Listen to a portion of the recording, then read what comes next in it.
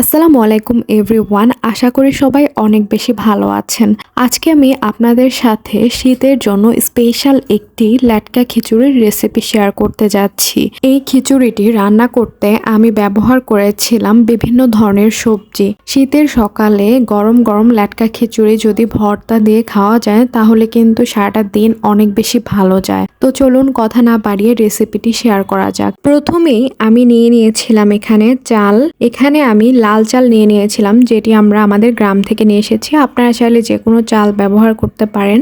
এরপর আমি দিয়ে দিয়েছিলাম মসুরের ডাল আর মুগের ডাল। মুগের ডাল আমি হালকা একটু ভেজে নিয়েছিলাম। অতঃপর আমি একটি পাতিলে দিয়ে দিয়েছিলাম সরিষার তেল। সেই সাথে এখানে সবজিগুলোকে আমি ভেজে নিচ্ছিলাম। প্রথমে আমি দিয়ে দিয়েছিলাম এখানে ফুলকপি, অতঃপর চাল কুমড়া, নতুন আলু, সেই সাথে দিয়ে দিয়েছিলাম পেঁপে, শিম, এগুলোই।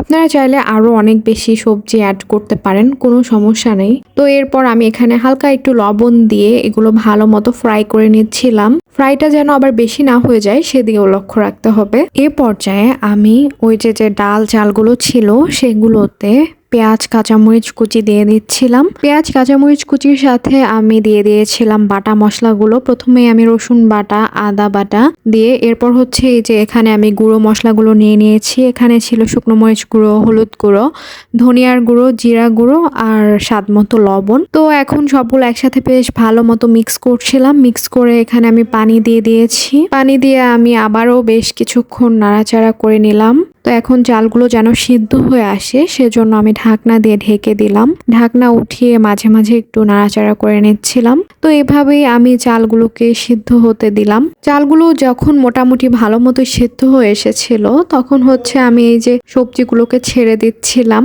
তো হালকা একটু পানি থাকতে থাকতেই আমি সবজিগুলোকে ছেড়ে দিয়েছি, কারণ সবজিগুলো একটু সেদ্ধ হতে হবে। তো এই যে আবার আমি স্বাদ মতো লবণ দিয়ে দিচ্ছিলাম।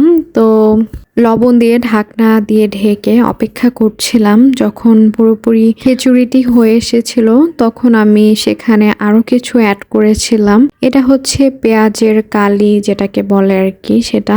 তো এটা দিয়ে আমি বেশ কিছুক্ষণ নাড়াচাড়া করে 2টা ডিম ফেটে নিয়েছিলাম। ডিমটা দিলে খিচুড়িটার ফ্লেভারটা আরো বেশি ভালো হয় এবং খেতেও অনেক বেশি টেস্টি হয়। ডিমটা আপনার চাইলে অ্যাভয়েডও করতে পারেন যারা খিচুড়িতে ডিম খান না, তবে ডিমটা দিলেই আসলে বেশি মজা হয়।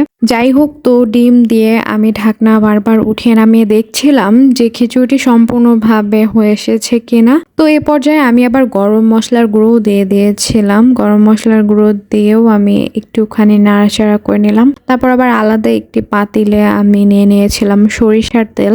এখানে কিছু মশলা আমি ভেজে নিচ্ছিলাম। প্রথমে দিয়ে দিয়েছিলাম গরম মশলা, তারপর এখানে শুকনো মরিচ দিলাম, তারপর দিলাম রসুন কুচি দিয়ে আমি দিয়ে দিয়েছিলাম হচ্ছে পেঁয়াজ কুচি। তো এই সবগুলো একসাথে নাড়াচাড়া করে নিচ্ছিলাম।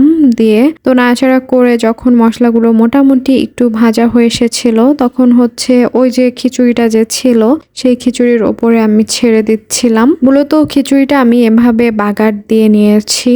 তারপর হচ্ছে ডেকোরেশনের জন্য আমি এখানে ধনে পাতা অ্যাড করেছি। দেখো দেখতে কত সুন্দর হয়েছে। দেখতে যেহেতু ভালো লাগছে তো খেতেও অবশ্যই ভালো লাগবে। আর আসলে খিচুড়িটা অনেক বেশি মজা হয়েছিল। শীতের সকালে আসলে এমন গরম গরম খিচুড়ি খেলে সারাদিনটাই ভালো যায়। তো এই যে আমি পরিবেশন করে নিচ্ছিলাম। তোমরা আমাকে একটু লাইক, সাবস্ক্রাইব করে পাশে থেকো। আর সাবস্ক্রাইব করার সময় বেল বাটনটাও ক্লিক করো। কমেন্ট করে জানিও কেমন লাগলো তোমাদের রেসিপিটা। এরপরে আবার অন্য কোনো রেসিপিতে তোমাদের সাথে আমার দেখা হবে। সে পর্যন্ত তোমরা ভালো থেকো, সুস্থ থেকো। আল্লাহ হাফেজ।